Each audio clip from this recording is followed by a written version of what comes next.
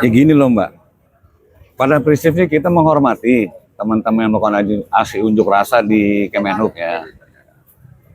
Tapi kalau mereka memaksa kita untuk offbeat, tunggu dulu. Karena teman-teman juga punya kebutuhan harian, ya kan. Kebutuhan harian apa aja sih? Ya ketahuan kebutuhan harian jajan anak udah pasti. Tiap hari sudah dikasih. Makan keluarga sudah pasti. Belum yang pakai molis nih. Yang pakai molis, biaya sewa molis Berapa, Pak? 55 per hari itu harus mereka bayar. Ya. Sama baterainya juga ya? Baterai mereka harus isi. Yang pakai motor konvensional kan ketahuan BBM harus mereka beli. Nah maksud kita, yuk kita saling menghormati. Dalam negara demokrasi wajar orang menyuarakan pendapat, ya kan, aspirasi itu dilindungi oleh undang-undang.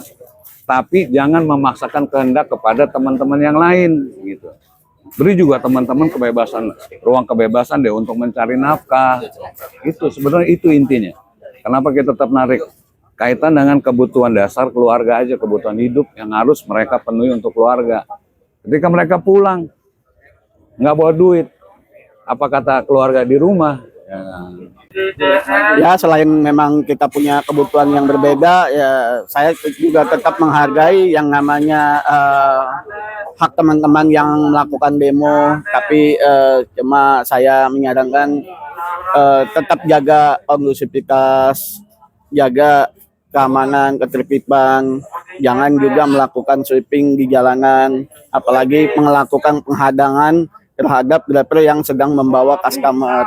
Itu kan sangat-sangat merugikan bagi penumpang itu sendiri. Dan dalam hal ini saya minta ya aparat kepolisian turut membantu menjaga keamanan dan ketertiban supaya tidak terjadi yang tidak diinginkan lah gitu. Tapi kalau secara singkat, tanggapan terkait tuntutan itu sendiri kan salah satunya yang soal potongan pajak 20% itu ya Pak ya?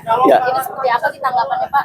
Potongan 20% itu sebenarnya memang dari dulu juga udah 20%. Cuman kan memang sekarang ini ada beberapa kelompok yang menginginkan supaya potongan itu 10%. Dan saya rasa itu sulit ya terjadi. Karena aplikator sendiri kan banyak program dan biaya yang dia yang harus jalankan.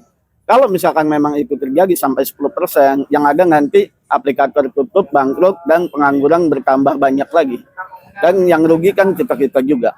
Berarti apakah, tapi kan maksudnya di balik pemotongan itu mungkin apa ada sesuatu yang diberikan kepada driver Pak? Mungkin semacam fasilitas gitu Pak? Kalau di Gojek sendiri kan banyak swadaya yang dilakukan program-program Gojek itu. Baik itu ada pelatihan bahasa Inggris buat anak-anak driver, ada yang namanya beasiswa, ada yang namanya sembako mendapatkan potongan, bengkel, oli, dan lain sebagainya. Dan kegiatan-kegiatan sosial itu ya memang rutin dilakukan oleh dari pihak Gojek itu, seperti membagikan baksos itu, membagikan sembako ke panti asuhan.